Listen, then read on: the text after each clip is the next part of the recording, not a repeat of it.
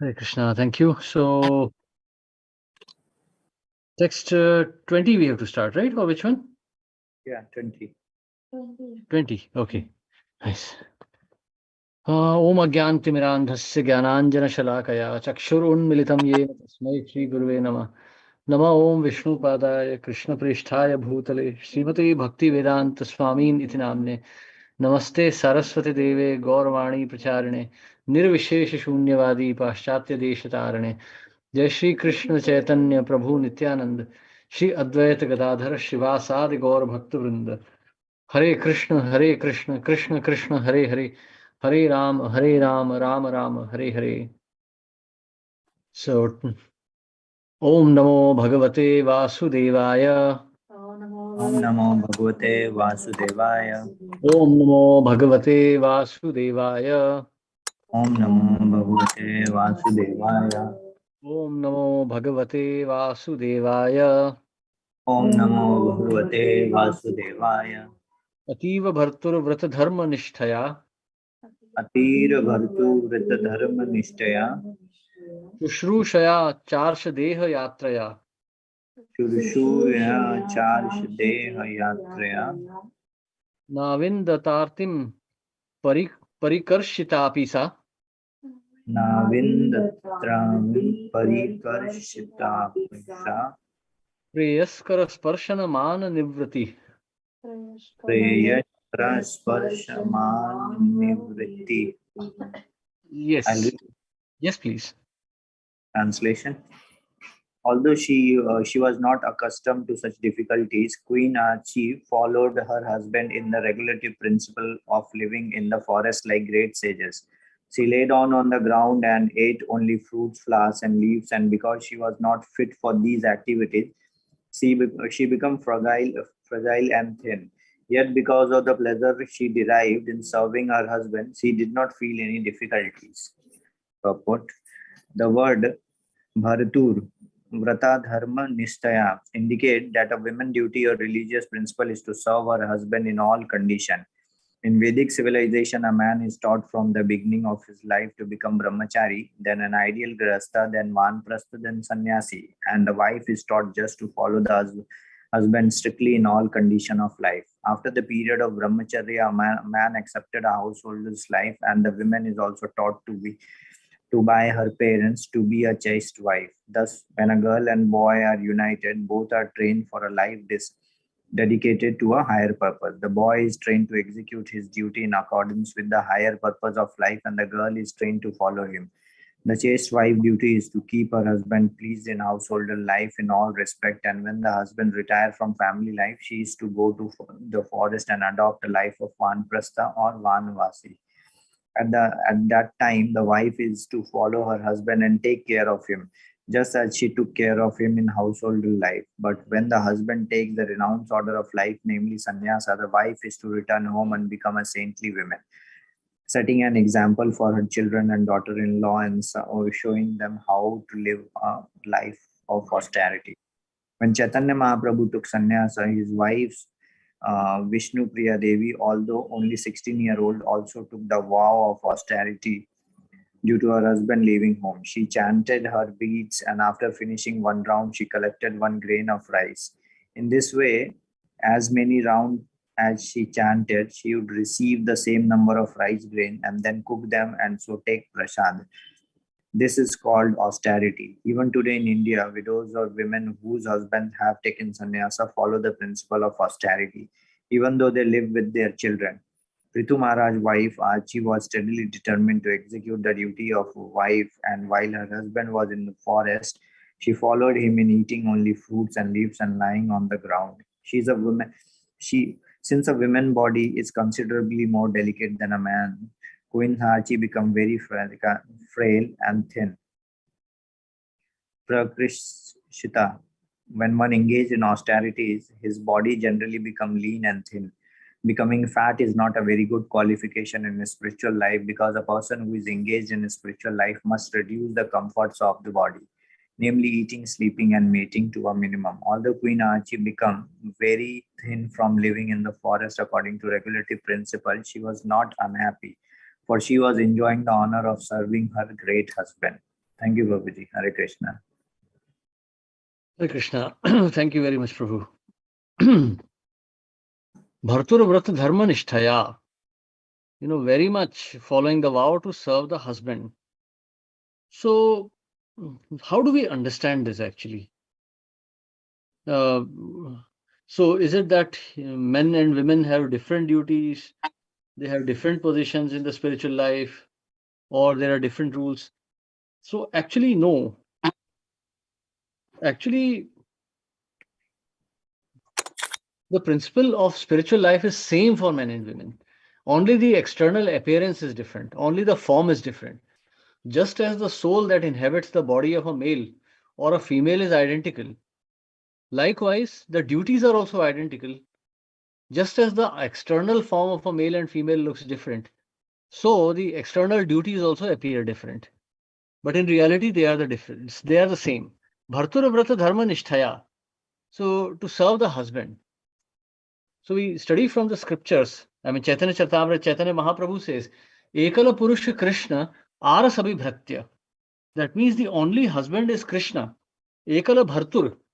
The one who provides, the only provider is Krishna. Arasabhi Bhratya. All others are dependent. So just like in Vedic culture, the wife is dependent on husband. Actually, in material life, every living entity is dependent only on Krishna. So who's the husband? For the so-called male, who's the husband? So Ekala Purusha Krishna Arasabhi Bhratya. So the husband is Krishna, the living entity is the wife. But for a man, then who's the husband for man? Husband, the word husband comes from the classical English word meaning a provider. The word husband is a verb in English, which means to economize, to provide the economic foundation. That's why we have this word known as animal husbandry, if you remember. So husbandry means to provide, to sustain. The word husband means to economize or to sustain. So husband means someone who provides or who sustains. So the husband for a man is the spiritual master. Srila Prabhupada explains that, when he was about to leave this world in the last few days, so they said, Prabhupada, do you want some medicine? Do you want some food? So Prabhupada made this very cryptical comment. He said, yes, a husband must be there. The husband is Krishna. So the man follows the spiritual master, the guru, and the wife follows the husband. So why this distinction? Why can't the wife follow the guru or the spiritual master? So according to scriptures, the wife is in the mode of passion and ignorance. So for her, more physical attention is needed. The guru cannot do that. So when a man is following his guru, like we see in the profile picture of Rahul Prabhu, there's Srila Prabhupada, there are 4 male disciples and 1 female disciple. And the female is walking behind Srila Prabhupada with her husband. The other brahmacharis and grahasthas are walking with Srila Prabhupada. So men being in the mode of goodness, now I'm talking about devotee men, not ordinary men. They are in passion and ignorance. When a man becomes a devotee, he's automatically situated in Sattva Guna. Then he doesn't need physical association. So he associates with the spiritual master through his instructions. He receives the nourishment from his spiritual master through his instructions. Spiritual master, Sakshat Dharitvena Samasta Shastra. Spiritual master is the husband. He's as good as Krishna. So he represents the authority of Krishna. Therefore, he represents the husband power of Krishna for the male disciple. But for a woman, a more physical association is needed. Therefore, she needs a devotee husband. That is the only external difference. Otherwise, the spirit is the same. Husband doesn't mean that he's only just some sexual exploiter of the wife. No. Husband means he provides spiritual instructions. Husband is the guru to the wife. If the wife is not delivered, the husband has to take birth and deliver her. So, till the Vanaprastha time, a man has to follow. So now you may say, like, how am I able to make such assertion? So we refer to the 2nd verse of the 18th chapter of Bhagavad Gita. Shri Bhagavan Uvacha, Kamyanam Karmanam Nyasam Sannyasam Kavayo Vidu Sarva Karma Phala Tyagam Prahus Tyagam Vichakshana. The Supreme Lord said, to give up the results of all activities is called renunciation, Tyaga by the wise, and that state is called the renounced order of life, sannyas, by great men. So, Tyajyam doshavade ityeke karma prahur manishina. Yajna dana tapah karma na tyajyam iti chapare. Some learned men declare that all kinds of fruitive activities should be given up.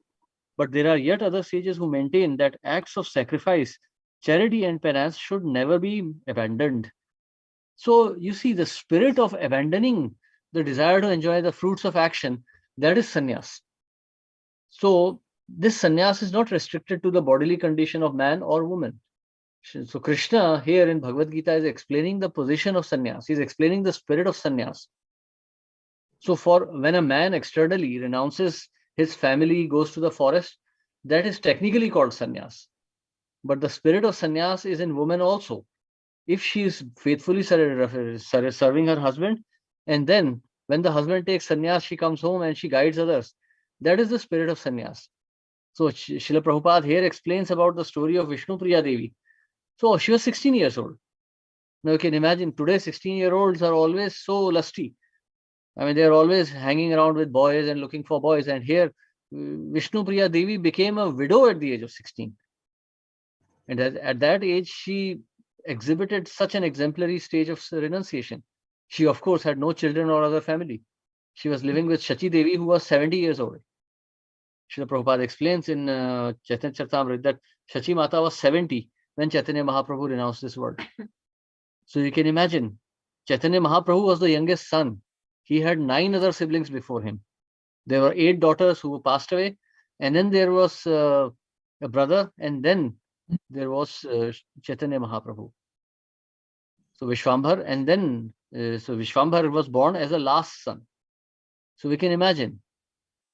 So she lived only with one old mother-in-law, and she executed such strict austerities. Of course, today if the husband is gone, the wife will immediately find another man. So that is demonic culture. But we see. So this is sannyas for women, living at home, because a womanly body is not meant to take those kind of austerities. Actually, according to strict rules of sannyas, a man may even die in the process. He's not able to tolerate the cold or lack of food, he may die. But that is sannyas, that he's willing to die. And of course, when you're dying of hunger, I mean, for those who are doctors, you know how painful it is. Death due to starvation is extremely painful. And also, sannyasis sometimes die of cold or heat. Women cannot take those kind of pains. Womanly body has heightened senses, so that kind of pain is intolerable. So therefore, women come back home, but in spirit they execute the same activities as the husband is executing in the forest. So she's preaching, she's meditating on the Supreme Lord, she's also explaining the process of Krishna consciousness. So since she cannot explain it to the world at large, she explains it to her family. And in this way, she stays with the family and executes the same vows of sannyas that husband is executing. So, of course, when one executes these austerities, one becomes thin. So a fat devotee is like an oxymoron.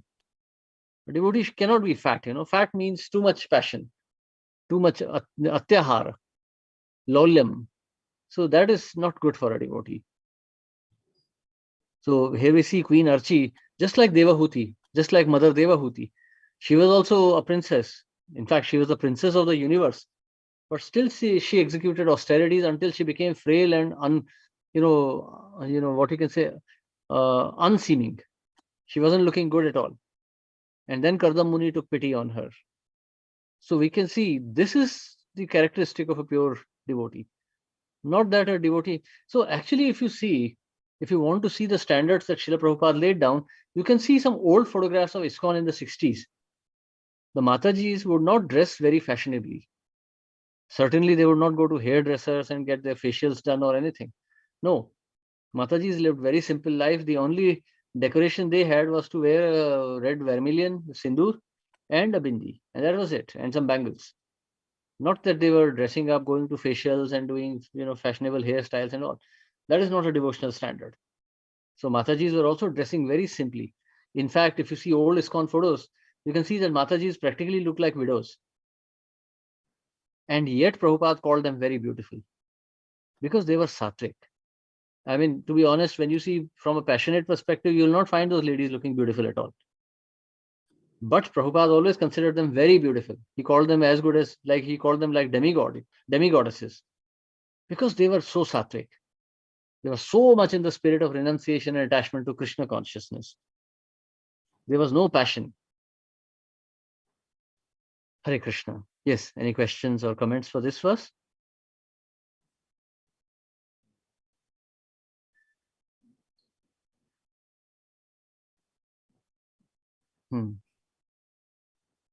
We continue then. Text 21.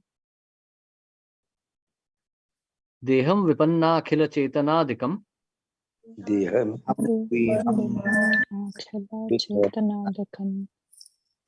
patyuh prithivya dayitasya chatmana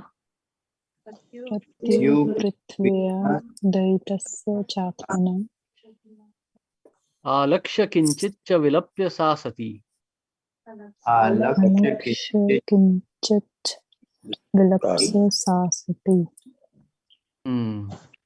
Cheetam atharopayad adrisanuni.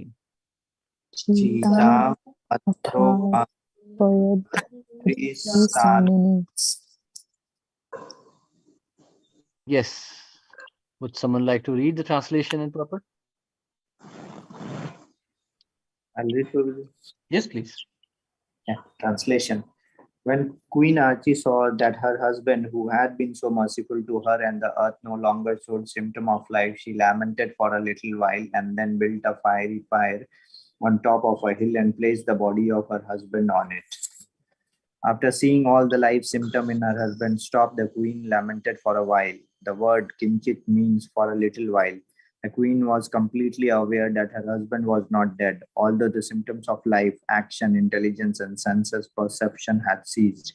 As stated in Bhagavad Gita, Dehinos min yatha dehe kaumaram yauvanam jara tatha dehantara praptir Dhiras tatrana muhyate. As the embodied soul continuously passes in this body from boyhood to youth and to old age, the soul similarly passes into another body to death. The self-realized soul is not bewildered by such a change. When a living entity transfers from one body to another, a process generally known as death, a sane man does not lament, for he knows that the living entity is not dead but is simply transferred from one body to another.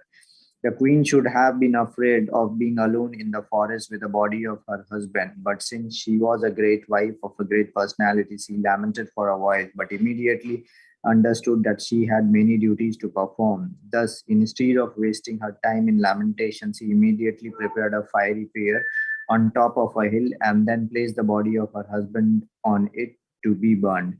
Mahārāja Pṛthu is described here as the Deyata, for not only was he the king of the earth, but he treated the earth as his protected child. Similarly, he protected his wife also. It was the duty of the king to give protection to everyone, especially the earth or the land which he ruled, as well as the citizens and his family members. Since Pṛthu Maharaj was a perfect king, he gave protection to everyone, and therefore he is described as a Dehita. Thank you, Prabhuji. Hare Krishna, thank you. So, see, of course, there is lamentation. Human nature means to be attached. The spirit soul is never alone. When he is in the material world, he cannot perceive Krishna. Therefore, he thinks himself alone. So there is always some lamentation. Even in the spiritual world, when Krishna, if you see, for example, Brihad Bhagavatamrit, when Krishna goes to the pasturing grounds, the Vaishnavas, the Brajvasis are lamenting. Mother Yashoda and Nanda Maharaj, they become practically lifeless. So even in spiritual world, there is separation and there is some lamentation. The only difference is that in the material world, this lamentation and the separation and the lamentation are permanent. Once my father is gone, he's gone, never coming back. But in the spiritual world, this Vipralambha rasa is just, this Vipralambha bhav is just to enhance the mood of love. In this material world, here it is to make us miserable.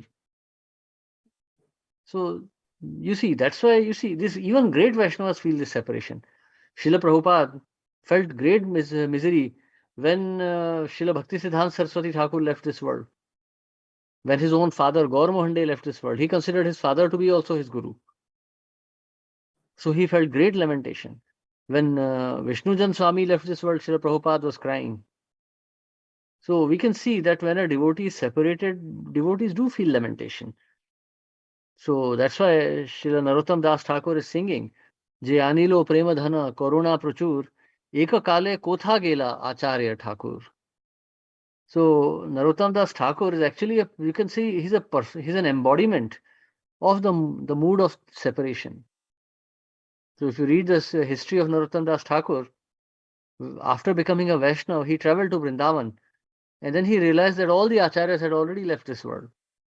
So Narottam Das Thakur, by the time he went to meet Srila Jiva Goswami, Srila Jiva Goswami, Srila Gopal Bhatta Goswami, they had all left this world. So Narottam Das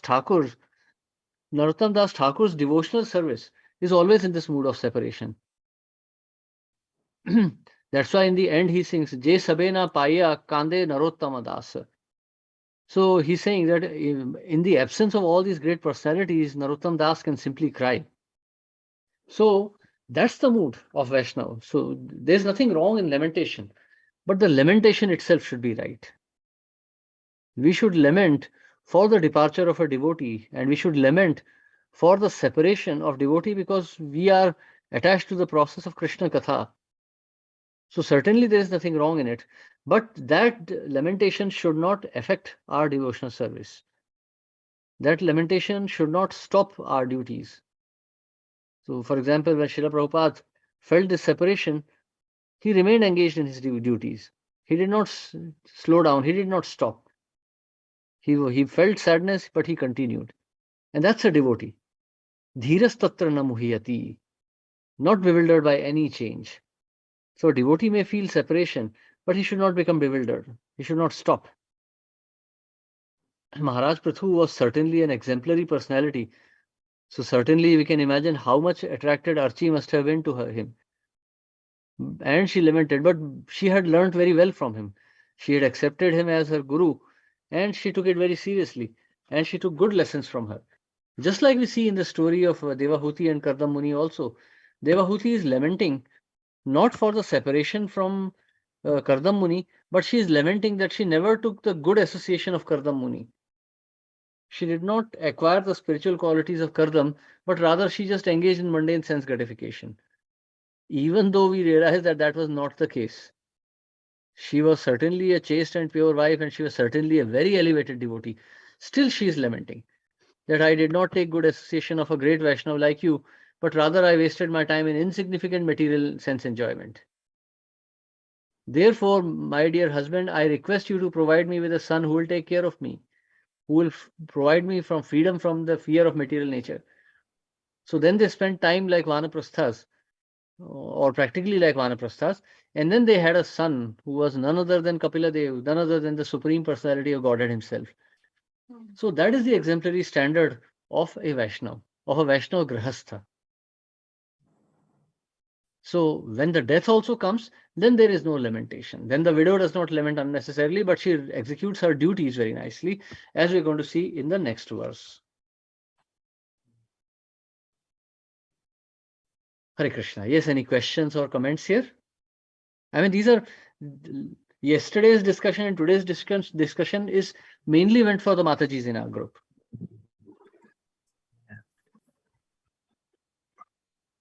Hare Krishna, Prabhu. Dandavad Pranam. Dandavad Pranam, Prabhu. How do you understand this line in the purport that Prabhupada says, writes, the queen was completely aware that her husband was not dead, although the symptoms of life, action, intelligence, and sense perception has ceased. So, do we perceive this line? When Queen Archi saw that her husband, who had been so merciful to her and the earth, no longer showed symptoms of life, she lamented for a little while, and then built a fiery pyre on top of a hill and placed the body of her husband on it. So, what is the confusion here, Prabhu? No, I'm referring to this line, the line here saying, fourth line in the purport, or third line in the purport, the queen was completely aware that her husband was not dead, although the symptoms of life, action, intelligence, sense perception had ceased. Queen was, queen was completely aware that her husband was not dead. So this is with reference to this Gita, Bhagavad Gita line that Prabhupada quotes here. Dehino asmin yatha dehi. With reference to the soul, Yeah. her husband is not dead, right? Yes, so the body may have been dead, but the king was not. So you see, the self-realized soul is not bewildered by such a change. You know, both of us are traveling by local train, and I get down at Sanpada, you continue on to Khargar. You don't keep crying and lamenting because I got down at Sanpada. Because any moment I can come back and meet you in another train. So this body is just like a vehicle. We change it. There is no cause for lamentation. And now in the next verse, in the next 2 verses, it will become completely clear. Because Archie, by performing these funerary rites, she also goes back to Godhead. And she is reunited with Pṛthu Mahārāja, with Pṛthu Mahārāja. So there is no cause of lamentation. There is lamentation because Pṛthu Mahārāja was leaving. So like, for example, when I came to Finland from India, my mother was crying, but she wasn't lamenting that I'm dead and gone. She knew that she can come to Finland or I can come back to India. So it's just a temporary lamentation. So that was the lamentation of Archie. Not that she was completely lost. She did not become depressed. So that even separation for some time also is unbearable for the devotees, because of they understand that there will be loss of devotee association for that gap. Although they know that this is just a temporary gap. Yes, when we are in the same lifetime, we know that the gap is less. But when it is about separation of births, we know that it could be a good amount of time. But still, a transcendental personality understand that it's just a momentary time gap. Yes, absolutely. So, you know, Prabhu, this very nice example I would give when Srila Prabhupada left for San Francisco from New York.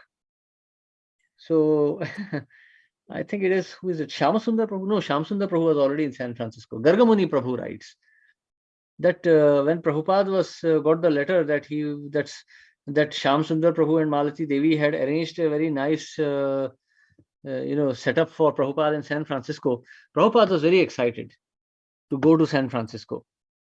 And he says that it was at that time it hit us that Srila Prabhupada was not going to be with us permanently. He said that our devotional service was going nicely in New York Temple, and we felt happy. We never realized that we are going to lose Prabhupada's association one day. So even though we knew that he's going only to San Francisco, that separation was feeling unbearable. So true. That is there. Even we face the same thing, and even our Finland devotees will be facing the same thing when you are traveling from here to oh no, Finland. I am not like Prabhupada. I'm nowhere like Prabhupada at all. So this is, so if one develops this level of attachment, so now you see, Prabhupada does not condemn this at all. Srila Prabhupada writes it as a matter of fact, but does not condemn this. And he is going to condemn this attachment in a later canto. When another wife cries for another king, Prabhupada is going to condemn that. Acharyas are going to condemn that. But here, Prabhupada is just mentioning this as a matter of fact. Because Mahārāja Pṛthu was a great devotee and Archie was a very faithful servant. Mahārāja Pṛthu was a self-realized soul, and he acted as a perfect soul. He acted as perfect renounced sannyasi. So therefore, lamentation for such a soul is actually exalted. This lamentation is actually praiseworthy. So here there is one doubt also which is mentioned in the comments. So Anumataji is saying, how many men are spiritual masters for their wives? In this Kali Yuga, 99% people, both men and women, are non-devotee. So what is the call to action for women? So this is connected to this only. So lamentation for what? When Marilyn Monroe died, everyone was lamenting. Here in Finland, we see her photographs all over. She's been dead for like 60 years now, and people are still lamenting her death. But what was she? Just a sex symbol, just a glamorous prostitute. So lamenting for such a prostitute will eventually degrade one, and one will possibly take birth as a prostitute in the next birth.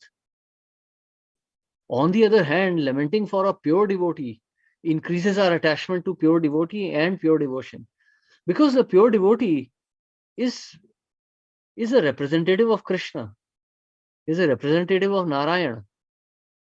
So when one laments for a devotee, one is indirectly lamenting for the association of Narayana. So definitely the destination is going to be very elevated. So lamentation for a devotee is also very nice, actually, because that spurs us to render our devotional service even more. That intensifies our taste for devotional service. But lamentation for a mundane person only stops us from executing our duty.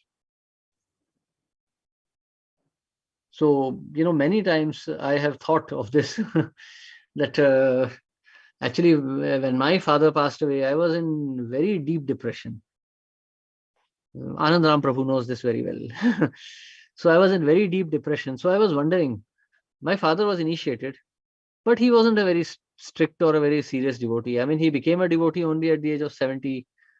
So, the consciousness, how much can you purify it? So, and of course, he came from a very impersonal background. He was very pious. I mean, no alcohol, no meat, no no gambling, no illicit sex, right from pre-devotional days. So even before we became devotees, he was like that. So certainly, I mean, he had given up cigarette and fish eating many years ago, like in 80s itself. So for many years, he had been like in this way, like, without any such nonsense. But he came from a very impersonal background, so it was very difficult for him to understand rasa and other tattvas. But he was certainly very appreciative of Bhagavad Gita, Srila Prabhupada, and all these things. So I was also wondering, what is his destination and whether it is right for me to lament. Even though I am lamenting, I mean, it's natural, you feel affection for your own father, especially if you've spent like 40 years together. You do feel lamentation. So I was wondering what to do, should I be lamenting like this? And I felt very sorry also that I'm lamenting so much like this. But when I see the outcome, I think it was positive, because that lamentation forced me to get into more active preaching. I wasn't really preaching before his death. One or two people here and there. But after that, I mean, Anand Ram Prabhu helped me so much, actually. He established this whole preaching. So then I could really concentrate, because he was not in good health. So I had to spend so much time looking after him. But as soon as he passed away, I had all the time in the world. So, and as long as I was engaged in reading and chanting, and especially Krishna Prapanna Prabhu also, he's not here right now, but Krishna Prapanna Prabhu and Anand Ram Prabhu, these two devotees, they helped me execute devotional service so much. So they were there. So they were helping me. And because of that, like, I then realized that whatever Krishna does is very difficult for us to understand. So sometimes this sorrow becomes a cause for our eternal happiness. So my father's passing away, so certainly he must have been a devotee, because lamentation for his passing away drove me further and further into devotion. So all my material ambitions were finished. 29th October 2016, he passed away. And within 2 months, I resigned from my job.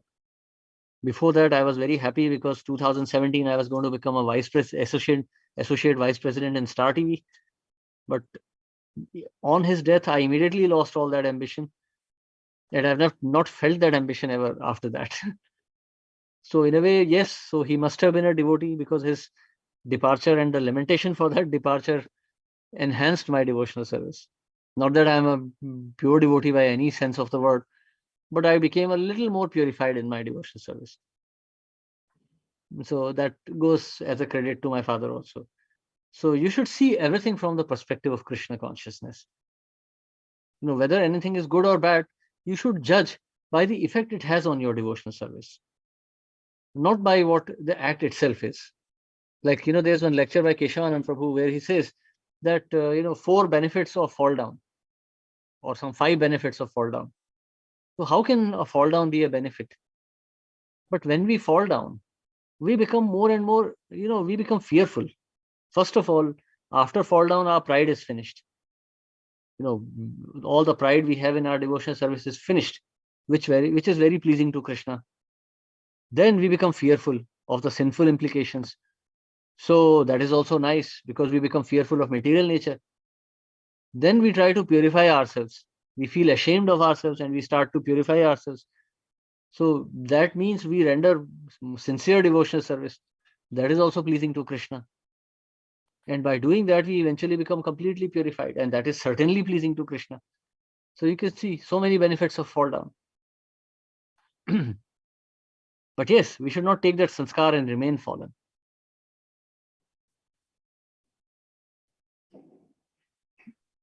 Hare Krishna. Yes. Any questions or comments?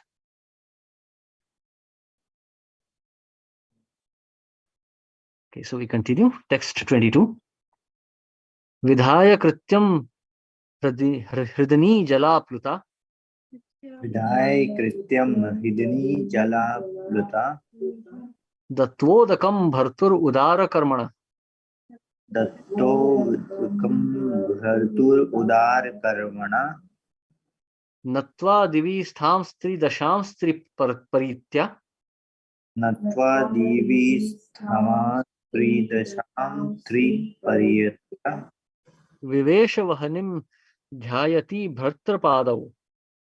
Vivesha vahinim dhyayati bhartarar padayo. Yes, please. Yes, Ram. Ready, Please. Prabhu? Yes, please. Prabhu. Translation and purport by Stephen Case by Prabhupada. Hare Krishna. Translation. After this, the queen executed the necessary funerary functions and offered oblations of water. After bathing in the river, she offered obeisances to various demigods situated in the sky in different planetary systems. She then circumambulated the fire, and while thinking of the lotus feet of her husband, entered his flames. Purport. The entrance of a chaste wife into the flames of the fire of her dead husband is known as Sahagamana, which means dying with the husband. This system of Sahagamana has been practiced in Vedic civilization from time immemorial. Even after the British period in India, this practice was rigidly observed. But soon it degraded to a point that even when the wife was not strong enough to enter the fire of her dead husband, the relatives would force her to enter. Thus, this practice had to be stopped. Even today, there are still some solitary cases where a wife will voluntarily enter the fire and die with the husband. Even after 1940, we personally knew of a chaste wife who died this way. Hare Krishna. Hare Krishna. Thank you very much, Prabhu.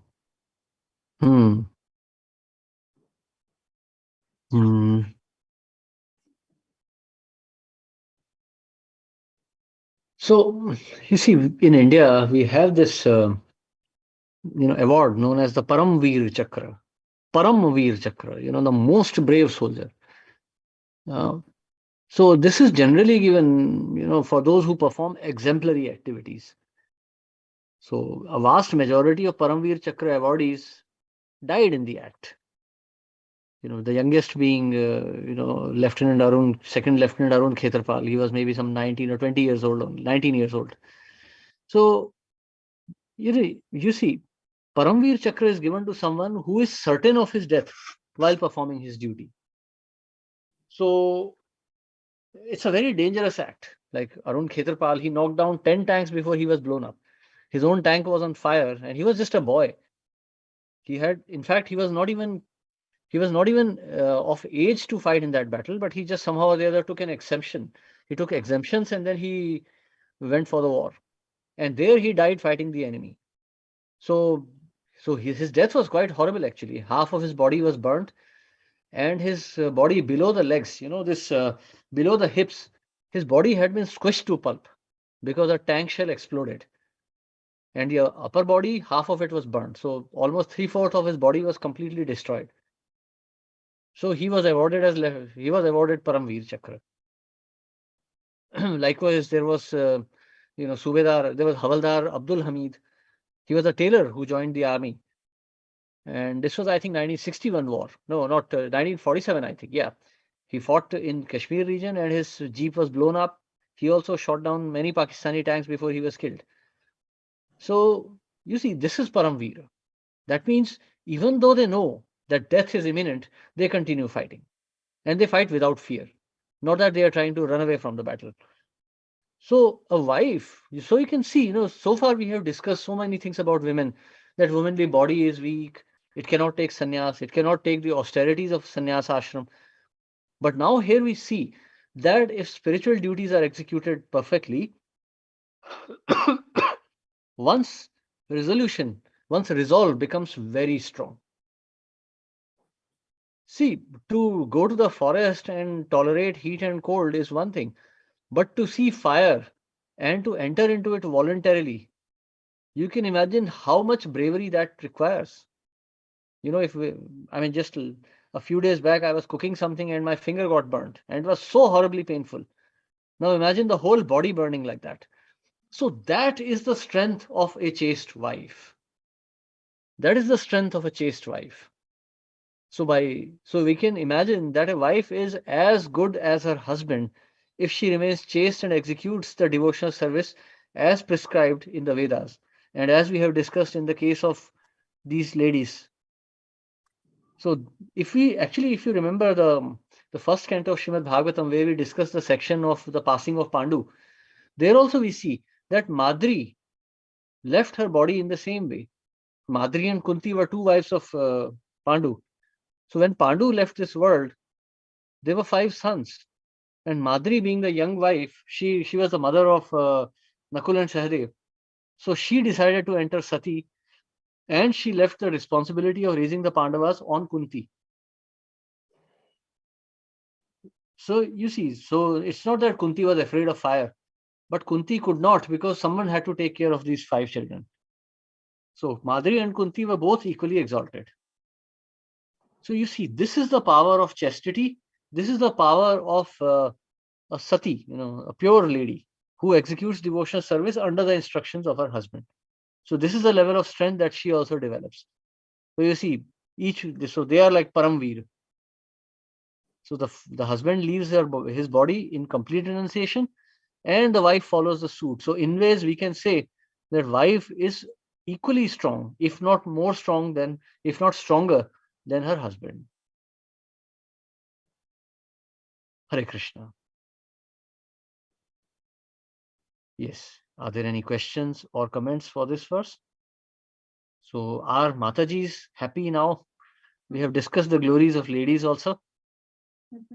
So this is the duty of this is the duty one has to execute as a woman. Or the soul has to execute in the body of a woman. So you see, that's why we say, the Vaishnavas do not distinguish between men and women in devotional service. Yes, any questions or comments? So are there still any feminist Matajis in our group? Matajis will be happy, Prabhuji, because nowadays Prabhujis are not like that. No, that is actually very lamentable. That's actually dangerous. Yeah.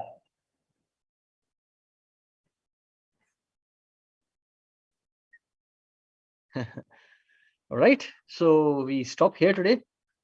Tomorrow we continue with this chapter. We'll see the destination of Archi Mata. We'll see where she reaches. So thank you very much, everyone. Hare Krishna. Srila Prabhupada ki jai. Jai. Thank you, Prabhuji. Thank you. Dandavat.